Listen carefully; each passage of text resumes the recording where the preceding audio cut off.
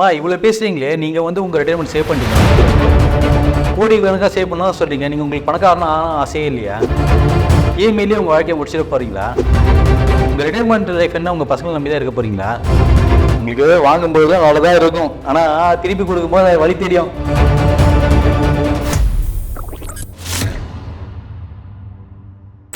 Welcome to Zebu's 53rd digital event, Earn Your First Million. Today we have our speaker, Mr. R.S. Kumar sir. So, he is a founder of Sampath Financial Services and certified financial planner with 4 years of experience in financial planning. Welcome sir. Thank you so much. Thank you for inviting me for the Zebu's event. I need to thank on behalf of all the investors and also the industry. You are creating a huge awareness. Exactly. Yes sir, thank you. யூஸ்வலாக வந்து earn your first million பற்றி தான் நம்ம பேசுவோம். இன்றைக்கி ஒரு step head போயிட்டு நம்ம 1 crore வச்சு நம்ம ரிட்டைர்மெண்ட் பிளானிங் எப்படி பண்ணலாம் அண்ட் எப்படி சேவிங்ஸ் நம்ம எப்படி பண்ணலாம், ஸோ அதெல்லாம் ரிலேட்டடாக நம்ம பேசலாம் சார். ரிட்டைர்மெண்ட்டுக்கு ஒரு ஃபேஸ். நம்ம குழந்தையாக இருக்கும், நம்ம வந்து சின்ன குழந்தையாக இருக்காச்சு, நம்ம வந்து அப்பா அம்மா என்ன வாங்கி கொடுக்கணும் அதுதான். அதுக்கப்புறம் ஒரு ஸ்டேஜ் வருவோம், ஓகேயா, பாலப்பருவம்னு சொல்லுவாங்க. அப்போல்லாம் வந்து நம்ம டிமாண்ட் பண்ணி இதை வாங்கித்தா அதை வாங்கித்தான்னு கேட்போம். அதுக்கப்புறம் வந்து நம்ம யுவனம் சொல்லுவாங்க. நம்ம காலேஜ் டேஸில் போச்சு நமக்கு வந்து தெரியும், சில பேர் பார்ட் டைம் ஒர்க் பண்ணுவாங்க, நிறைய பேர் பார்ட் டைம் ஒர்க் பண்ண மாட்டாங்க. அது முடிச்சுட்டு கரியர் ஆரம்பிக்க வச்சு நம்ம வந்து சேவ் பண்ண ஆரம்பிப்போம், நம்ம வந்து ஏர்ன் பண்ண ஆரம்பிப்போம், நிறைய ஸ்பெண்டும் பண்ணுவோம். ஸ்பெண்டிங் இருந்தால் தான் எக்கனாமிக் நல்லது, நாட் ஒன்லி ஃபார் சேவிங், ஓகேயா. நம்ம வந்து நிறைய பேர் பார்த்தோன்னா 2022 23 வந்து ப்ராப்பராக வந்து ஒரு இடத்துல செட்டில் ஆகிறாங்கன்னா டில் 55 இது வரைக்கும் ஒர்க் பண்ணுறாங்க. நிறைய எக்ஸப்ஷன்ஸ் இருக்குது, டிபெண்ட்ஸ் அப்போ வந்து இண்டஸ்ட்ரி வேறு working or business or profession you are doing. அதுக்கப்புறம் பார்த்தீங்கன்னா ரிட்டைர்மெண்ட் ஃபேஸ்னு ஒன்று இருக்குது எல்லாருக்குமே. இது மாறும், டிபெண்ட்ஸ் அப்போ வந்து profession you are doing, work என்ன பண்ணுறோம், கேரியர் எடுக்கிறோங்கிறத வச்சு மாறலாம். பட் எல்லாருக்கும் ரிட்டைர்மெண்ட் ஃபேஸுங்கிறது அன்அவாய்டபிள். நீங்கள் பார்த்தீங்கன்னா இன்கம்ங்கிறது வந்து இந்த ஃபேஸில் நம்ம வந்து ஏர்ன் பண்ணுற ஸ்டைல் இருக்கும். பட் வேறாஸ் வந்து எக்ஸ்பென்சஸ்ங்கிறது உங்களுக்கு வந்து ஸ்பெண்டிங்கிறது வந்து குறையாது உங்களுக்கு. நீங்கள் ஃபார் எக்ஸாம்பிள் ஒரு டாக்டராக இருக்கீங்க அப்படின்னா நீங்கள் வந்து திங்க் தட் இன்னும் எம்ப்ளாயாக இருந்தது உங்களுக்கு வந்து 58 57 வந்து ரிட்டையர் ஆகிடுவோம் அப்படின்னு நினைக்கலாம். வேறஸ் டாக்டருக்கோ இல்லாட்டி வந்து ஒரு சார்ட் அக்கௌண்ட்டுக்கோ அப்படிலாம் இல்லைன்னு நினைக்கலாம். ஒரு டாக்டரே எடுத்துக்கோங்க, சர்ஜனாக இருக்கார் அப்படின்னா 45 50 ஆகுது, அதுக்கப்புறம் வந்து கை ஷேக் ஆகுது, அவங்களால வந்து சர்ஜரி பண்ண முடியாது, அதே லெவலில் இன்கம் ஏர்ன் பண்ணவும் முடியாது. அதே மாதிரி வந்து டெக்னாலஜி சேஞ்சஸ் நிறைய நடந்துகிட்டே இருக்கும். அது அத்தனையுமே கோப்பை பண்ணி கற்றுண்டா மட்டும்தான் அதே இன்கம் லெவலில் ஏர்ன் பண்ண முடியும். அது எத்தனை பேர் பண்ண முடியுங்கிறது தெரியாது, அது டிப்ரெஷன் கொடுக்கும். அதுமாதிரி ஒவ்வொரு ப்ரொஃபஷனுக்கும் ஒரு பிரச்சனைகள் இருக்குது. ஸோ இதை ஓவர் கம் பண்ணதுன்னா ரிட்டைர்மெண்ட் பிளானிங்கிறது ப்ராப்பராக பண்ணி ஆகணும் நமக்கு. பட் வேறு எக்ஸ்பென்ஸுங்கிறது நம்ம அதே லைஃப் ஸ்டைலில் வந்து நம்ம இருந்து பழகிட்டோங்கிறச்சு மாற்றது அவ்வளோ ஈஸியான விஷயம் கிடையாது. அதனால கண்டிப்பாக ரிட்டைர்மெண்ட் பிளானிங்கிறது மேண்டேட்ரி எல்லாருக்குமே. Sir, best method of retirement பிளானிங்லாம் என்ன நினைக்கிறீங்க சார்? பெஸ்ட் மெத்தட் இதுதான் சொல்ல முடியாது உங்களுக்கு. ஃபர்ஸ்ட் திங் உங்களுக்கு வந்து ரிட்டைர்மெண்ட்டுங்கிறது நமக்கு தேவைங்கிறது ஃபஸ்ட்டு நம்ம ரியலைஸ் பண்ணியாகணும். ரிட்டைர்மெண்ட்ங்கிறது அன்அவாய்டபிள் ஃபேஸ், அது நம்ம சேவ் பண்ணணுங்கிறது நம்ம ஃபஸ்ட் ரியலைஸ் பண்ணியாகணும். ஃபஸ்ட் ஸ்டெப் உங்களுக்கு அதுதான் இல்லையா. அதுக்கப்புறம் தான் நெக்ஸ்ட்டு வந்து போகணும், அது எப்படி பண்ணலாம் அப்படின்னு பார்க்கலாம். உங்களுக்கு கேரண்டீட் ரிட்டர்ன்ஸ் எல்லாம் சொல்கிறாங்க, அதே மாதிரி வந்து நான் கேரண்டீட் இருக்குது. நான் கேரண்டி நினைக்கிறாங்க அது ரிஸ்க்கு அப்படின்றாங்க. ரிஸ்க் இல்லாத எதுவுமே கிடையாது உங்களுக்கு. ஃபார் எக்ஸாம்பிள் நீங்கள் வந்து எஃப்டியில் போடுறீங்க, ரிஸ்க் இருக்கா இல்லையா? இருக்கும் கண்டிப்பாக. கேரண்டி நினைப்போம் நம்ம. இந்த வருஷமும் வந்து ஓகே 7% கொடுக்குறாங்க, நெக்ஸ்ட் இயர் நீங்கள் வந்து வித்ட்ரா பண்ணதுக்கப்புறம் திருப்பி வந்து ரீஇன்வெஸ்ட் பண்ணாச்சு 6% இருக்கலாம் அது 7ங்கிறது இல்லையா. அந்த மாதிரி வந்து ஓவர் பீரியட் ஆஃப் டைம் மாறிட்டே இருக்கும் உங்களுக்கு. அதே மாதிரி வந்து பேங்க்கில் நீங்கள் பண்ண டெபாசிட்ஸ்க்கு வந்து 5 lakhs வரைக்கும் தான் வந்து இன்சூரன்ஸ் இருக்குது. அந்த மாதிரியெல்லாம் நிறைய ரிஸ்க் எல்லா இடத்துலையும் இருக்குது. நீங்கள் வந்து ஒரு பிளான் பண்ணுறீங்க அப்படின்னா 80% or 85% of investment can be invested in equities, diversified equities, mutual funds மூலமாக பண்ணலாம். உங்களுக்கு பேலன்ஸ் 15 to 20 or 25% வந்து நீங்கள் வந்து ஸ்ப்ரெட் அவுட் பண்ணிவிட்டு இந்த மாதிரி வந்து கோல்டுலையோ இல்லை டெட்ஸ்லையோ எஃப்டிலையோ நீங்கள் வந்து இன்வெஸ்ட் பண்ணது பெட்டர். இல்லை PPF, post office savings bank account, இந்த மாதிரி இல்லை நீங்கள் டெபாசிட் பண்ணிட்டு இருக்கிறது பெட்டர். எல்லாமே வந்து இன்ஸ்டெட் ஆஃப் எஃப்டியில் இல்லாட்டி போஸ்ட் ஆஃபீஸ் சேவிங்ஸில் 7% ரிட்டர்னில் வந்தானா உங்களுக்கு வந்து கார்பரேஷன் நீங்கள் அச்சீவ் பண்ண முடியாது, உங்கள் கோல் அச்சீவ் பண்ண முடியாது. எதுக்கு நம்ம பண்ணுறோம் சேவ் பண்ணுறோம் அப்படின்னா ஃபினான்ஷியல் கோல்ஸ். அதாவது ரிட்டைர்மெண்ட்டுங்கிறது ஒரு ஃபேஸ் ரைட்டு, அதுக்கு இன் டேர்ம்ஸ் ஆஃப் ஃபினான்ஸ் உங்களுக்கு எவ்வளோ தேவைப்படுங்கிறத பார்க்குறோம். ஃபினான்ஷியல் கோல்ஸ் எடுத்திங்கன்னா டிஃப்ரெண்ட் கோல்ஸ் இருக்கலாம். எஜுகேஷனுக்கு இருக்கலாம் உங்களுக்கு, அதே மாதிரி வந்து உங்களுக்கு வந்து மேரேஜுக்கு இருக்கலாம், வீடு வாங்குறதுக்கு இருக்கலாம், இல்லை லோனு முடிக்கிறதுக்கு இருக்கலாம், அதேமாதிரி ரிட்டைர்மெண்ட்டுக்கு இருக்கலாம். ரிட்டைர்மெண்ட் உங்களுக்கு கோலுக்கு அப்படிங்கிறச்சு. ஸோ அந்த ரிட்டைர்மெண்ட் ஃபேஸுக்கு 15 yearsோ 20 yearsோ 25 yearsோ அதுக்கு தகுந்த மாதிரி உங்களுக்கு எவ்வளோ தேவைங்கிறது டிபெண்ட்ஸ் அப்போ அந்த இண்டிவிஜுவல் மாறும். அப்போ மாறச்சே வந்து பெரிய அமௌண்ட் எல்லாருக்கும் கார்பஸ் பொதுவாக வரும். நீங்கள் அவ்வளோ பெரிய கார்பஸை வந்து ஒரே ஒரு இன்ஸ்ட்ருமெண்ட்டில் மட்டுமே இன்வெஸ்ட் பண்ணுவேன் அப்படின்னு பண்ணால் கொஞ்சம் கஷ்டம். உங்களுக்கு நிறைய அமௌண்ட் சேவ் பண்ண வேண்டியிருக்கும், அது எல்லாராலையும் அஃபோர்ட் பண்ண முடியும்னு சொல்ல முடியாது. நீங்கள் டைவர்சிஃபை பண்ணாச்சே உங்களுக்கு ரிஸ்க்கும் கம்மி, உங்களுக்கு ரிட்டர்ன்ஸும் நிறைய இருக்கும். சார், ரிட்டைர்மெண்ட் பிளானிங்க்கு ஒரு எக்ஸாம்பிள் சொன்னீங்கன்னா ஈஸியாக ஆடியன்ஸ்க்கு ரீச் ஆகும்ல சார்? ஃபார் எக்ஸாம்பிள் வந்து நம்ம வந்து சேவிங்ஸ்னு சொல்கிறோம். எப்படின்னாக்கா வந்து 50% 30-20 வந்து ரொம்ப பாப்புலராக சொல்லுவாங்க. 50%ங்கிறது வந்து உங்களோட நீட்ஸுக்கு, 30% வாண்ட்ஸுக்கு, 20% ஆஃப் இன்கம் ஃபார் சேவிங்ஸ் சொல்கிறாங்க. ஸோ இந்த 20% வந்து உங்களுக்கு நீங்கள் எப்படி பண்ணுறீங்கிறத பார்க்கணும். இந்த 20% வந்து ஃபார் எக்ஸாம்பிள் வந்து நான் வந்து 1 lakh salary 20,000 சேவ் பண்ணுறேன். அதில் 20,000ல் வந்து 20% வந்து 4,000 rupees. இந்த 4,000 rupees வந்து போஸ்ட் ஆஃபீஸ் சேவிங்ஸ் பேங்க்கோ இல்லாட்டி பிபிஎஃப்ஓ இந்த மாதிரி கேரண்டீடில் பண்ண முடியும். வேறு பேலன்ஸ் இருக்கிற 8,000 rupees இருக்கு இல்லையா, அது நீங்கள் டைவர்சிஃபைட் ஈக்விட்டிஸில் 15% வந்து 12-15% கொடுக்குறதுல இன்வெஸ்ட்மெண்ட்டை நீங்கள் பண்ணிங்கன்னா உங்களுக்கு வந்து லாங் டேர்மில் அச்சீவ் பண்ண முடியும். ஃபார் எக்ஸாம்பிள் உங்களுக்கு வந்து ஒரு 1 crore கார்பஸ் நீங்கள் வந்து சேவ் பண்ணணும்னு நினைக்கிறீங்க அப்படின்னா மந்த்லி 15,000 வந்து இன்வெஸ்ட் பண்ணுறீங்க அப்படின்னா ஈக்விட்டி 15% வருதுங்கிறச்சு நீங்கள் வந்து 15th year 92 lakhs சேவ் பண்ணிருக்க முடியும். இதே வந்து ஒரு 1 lakh வச்சு ஆரம்பித்து அகைன் வந்து 15 years 14,000 rupees சேவ் பண்ணுறோன்னா நீங்கள் 1 crore அச்சீவ் பண்ண முடியும். இந்த மாதிரி நீங்கள் ப்ராப்பராக பண்ணிங்கன்னா ஈஸியாக பண்ண முடியும் ப்ரோ கோல்ஸ். இப்போ ரிட்டையர்மெண்ட் அந்த ஸ்டேஜ் வரும்போது எவ்வளோ அமௌண்ட் தேவைப்படும் சார்? ரிட்டையர்மெண்ட் கார்பஸ் எவ்வளோ தேவைன்னு கேட்குறீங்க இல்லையா?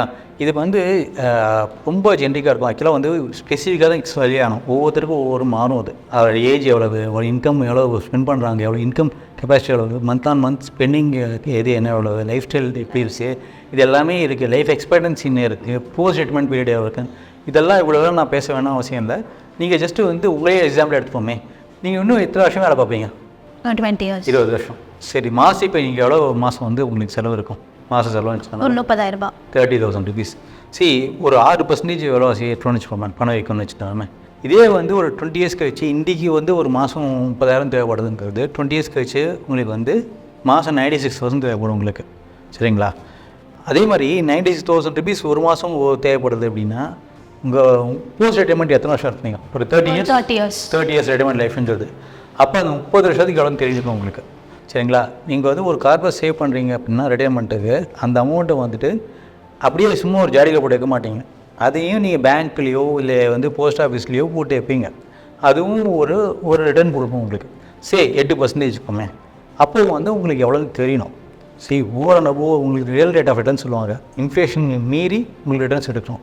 அது வந்து உங்களுக்கு எவ்வளோ வருதுன்னு பார்த்தோன்னா உங்களுக்கு 1.88%, அதாவது ரியல் ரேட் ஆஃப் ரிட்டர்ன்கிறது 8% உங்களுக்கு வந்ததுன்னா 6% மேலே போனால் 1.88. ஆக்சுவலாக வந்து 2% கிடையாது, 1.88 தான் பண்ண முடியும். ஸோ உங்களுக்கு ஒரு மாதத்துக்கு உங்களுக்கு 96,214 rupees உங்களுக்கு தேவைப்படுது அப்படின்னா உங்களுக்கு வந்து 30 வருஷத்துக்கு, அதாவது 360 மாதத்துக்கு உங்களுக்கு எவ்வளோ தேவைன்னு உங்களுக்கு தெரிஞ்சுக்கணும். So at the time of retirement உங்களுக்கு தேவைப்படுது 2.65 crores. அதாவது 2,65,00,000 ரூபா இருந்தது அப்படின்னா உங்களுக்கு மாதம் 96,000 ரூபா உங்களுக்கு மாதம் இது இன்க்ரிமெண்ட் 6% இன்ஃப்ளேஷன் அட்ஜஸ்ட் பண்ணுவாங்க. அந்த பண வீக்கத்தை அட்ஜஸ்ட் பண்ணி நீங்கள் வந்து அந்த 2.65 crores வந்து வச்சுருக்கீங்க அப்படின்னா அது ஒரு 8% எடுக்கும் இல்லையா, உங்களுக்கு ஈட்டி கொடுக்கும் உங்களுக்கு. அதில் 8% வச்சுட்டு 6% கறந்துட்டு உங்களுக்கு இன்ஃப்ளேஷனை ஓவர் கம் பண்ணி வச்சுருந்தாங்கன்னா பேலன்ஸ்டு 30 years உங்களுக்கு வந்து லைஃப்பை வந்து லீட் பண்ண முடியும். ப்ரொவைடட் நீங்கள் அதே 30,000 ரூபா தான் செலவு பண்ணணும் இன்றைக்கி விலைவாசிக்கு. சரிங்களா? ஒன்று. ரெண்டாவது நம்ம 30 yearsன்னு 35 years கடவுள் கொடுத்துருக்காரு, அது கிஃப்ட்டு எல்லாருக்கும் கொடுக்குது இல்லையா, அதையும் நம்ம கன்சிடர் பண்ணணும். ஸோ நம்ம அதுக்கு மேலே தான் நம்ம சேர்க்கணும். Okay sir. ஸோ நெக்ஸ்ட் நம்ம இஎம்ஐ பற்றி பேச ஆரம்பிக்கலாம் சார். நம்ம ஸோ நிறைய பேர் வந்து இஎம்ஐ அந்த ஒரு இதில் ட்ராப் ஆகிருக்காங்க. ஸோ அந்த இஎம்ஐ அமௌண்ட்டெல்லாம் நம்ம எப்படி ரெக்கவர் பண்ணுறதுன்னு பற்றி பேசலாம் சார். வீடுங்கிறது பல பேரோட கனவு. உங்களுக்கு வந்து கல்யாணம், இந்த வீடு கட்டுறது, அதுதான் ரொம்ப முக்கியமான விஷயம் வாழ்க்கையோடு. உங்களுக்கு வந்து அதனால தான் சொன்னாங்க பெரியவங்க வந்து வீட்டை கட்டிப்பார் கல்யாணம் பண்ணிப்பார்னு. பல பேரோட கனவு வாழ்க்கையில் இதெல்லாம் வந்து முடிக்கணும்னு சொல்லிட்டு அதில் என்ன ஆகிடுதுன்னா ஓகே ஒரு வீடு ஓகே, 2வது வீடு 3வது வீடு போகலாம் நிறையவே சில பேர் எடுக்கவும் செய்கிறாங்க. நம்ம ஒரேடியே தப்புன்னு சொல்ல முடியாது. ஏன்னா ரியல் எஸ்டேட்ங்கிறது ஒரு ரொம்ப பெரிய செக்டார். அதுதான் வந்து நிறைய எம்ப்ளாய்மெண்ட்டும் கொடுக்குறது. நம்ம எக்கனாமிக் பூம் அதுக்கு இருக்குது. ஹவர் நம்ம வந்து எக்கனாமிக் பூமுக்காக மட்டுமே இல்லை, நம்ம வாழ்க்கையும் பார்க்கணும். நம்ம வீட்டில் பார்க்குறோம். ஃபார் எக்ஸாம்பிள் வந்து ஒரு கேஸ் எடுத்துக்கோமே, ஒரு 50 lakhsக்கு நம்ம வந்து ஒரு லோன் எடுத்திருப்போம். 60 lakhs வீடு, 10 lakhs நீங்கள் டவுன் பேமெண்ட் பண்ணிருக்கீங்க அப்படின்னா 8.5% வந்து ரேட் ஆஃப் இன்ட்ரெஸ்ட் 20 years அப்படின்னா 50 lakhs வீடுக்கு 54 lakhs இன்ட்ரெஸ்ட்டாக பே பண்ணுவீங்க. So 50 lakhs principal plus 54 lakhs வந்து உங்களுக்கு இன்ட்ரெஸ்ட் 1 crores and 4 lakhs நீங்கள் ரீபே பண்ணிப்பீங்க. சரியா? இந்த 54 lakhsங்கிறது ரொம்ப பெரிய வார்டு. ஏன்னா நீங்கள் வந்து ஜஸ்ட் ஒரு 5 minutes மட்டும் தான் பேசணும். ஒரு 2.65 crores நமக்கு வந்து கார்பஸ் தேவை அப்படின்னு சொல்லிலாம் பார்க்குறோம். நம்ம 2 crores கார்பஸ் தேவைங்கிறது இந்த 50 lakhsங்கிறது 28% of your corpus, retirement corpus. உங்களுக்கு வந்து 30 வருஷத்தில் வந்து வேண்டிய கார்பஸில் ஒரு 28% நம்ம வந்து இன்ட்ரெஸ்ட்டாக கொடுக்குறோம் நீங்கள் வாங்குறதில்ல. ஓகேயா?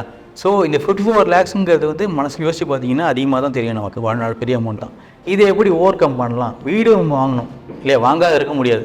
நம்ம வந்து பேர்டனே எடுக்கக்கூடாது. அப்படின்னா ஜஸ்ட் ஒரு 4000 rupees நீங்கள் வந்து மாதம் எப்போ இஎம்ஐ வாங்குறீங்களோ, ஃபஸ்ட்டு இஎம்ஐ பே பண்ணுறீங்களோ, நீங்கள் எஸ்ஐபியில் டைவர்சைட் எஸ்ஐபியில் நீங்கள் வந்து ப்ராப்பராக இன்வெஸ்ட் பண்ணுறீங்கன்னா அதில் ஒரு 15% ரிட்டர்ன் வருது, க்ரோத் இருக்குது அப்படின்னா ஆப்வியஸ்லி அதே 20th இயரில் அதை 54 lakhs நீங்கள் சேவ் பண்ணுறீங்க.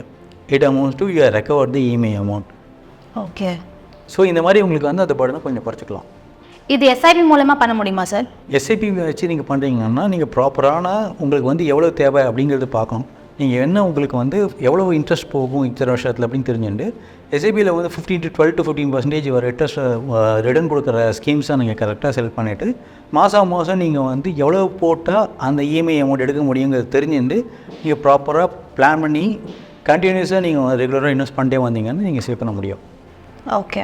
அண்ட் நம்ம ஃபைனல் கொஸ்டின் வந்திருக்கோம் சார். இப்போ ஆக்சுவலி 1 crore வச்சு நம்ம ஒரு ரிட்டையர்மெண்ட் பிளான் பண்ண முடியுமா? கண்டிப்பாக பண்ண முடியும். Depends actually. உங்களுக்கு வந்து வேறு ஏதாவது இன்கம் அடிஷனல் சோர்ஸ் இருக்கா, உங்களுக்கு என்ன ஏஜ், லைஃப் எக்ஸ்பெக்டன்சி, ஆல்ரெடி உங்களுக்கு பென்ஷன் வருதா, இதெல்லாம் வந்து பார்த்து தான் சொல்ல முடியும். So depends on the life style அதெல்லாம் பொறுத்து நம்ம ரிட்டையர்மெண்ட். கண்டிப்பாக இதை பற்றி டிஸ்கஸ் பண்ணலாமே நம்ம ஃபர்தராக. கண்டிப்பாக பண்ணலாம் சார். இந்த வீடியோவில் ரிட்டையர்மெண்ட் பிளானிங் பற்றி பார்த்துருக்கோம். ரிட்டையர்மெண்ட்டில் என்ன டிஃப்ரெண்ட் மெத்தட்ஸ் இருக்குன்னு பார்த்துருக்கோம். அப்புறம் பார்த்தீங்கன்னா நம்ம மெயினாக வந்து இஎம்ஐ பற்றி பார்த்துருக்கோம். அண்ட் இது எஸ்ஐபி மூலமா எப்படி ரெக்கவர் பண்ணுறதுன்னு பார்த்துருக்கோம். Thank you sir. Thanks lot. Thanks for Jibu. Retirement பிளானிங்கிறது ரொம்ப பெரிய டாபிக் ஆக்சுவலாக. இது நிறைய பேருக்கு தெரியாமல் இருக்கிறதுனால தான் வந்து ப்ராப்பராக பிளான் பண்ண முடியாமல் இருக்காங்க. அவங்க எவ்வளோ தேவை இல்லைங்கிறது தெரியல. அதனால் வந்து நிறைய கஷ்டப்படுறாங்க. இந்த வீடியோ உங்களுக்கு யூஸ்ஃபுல்லாக இருக்கும்னு நினைக்கிறோம். Thank you sir. Thanks for giving an opportunity and to share my knowledge. Thank you so much, sir.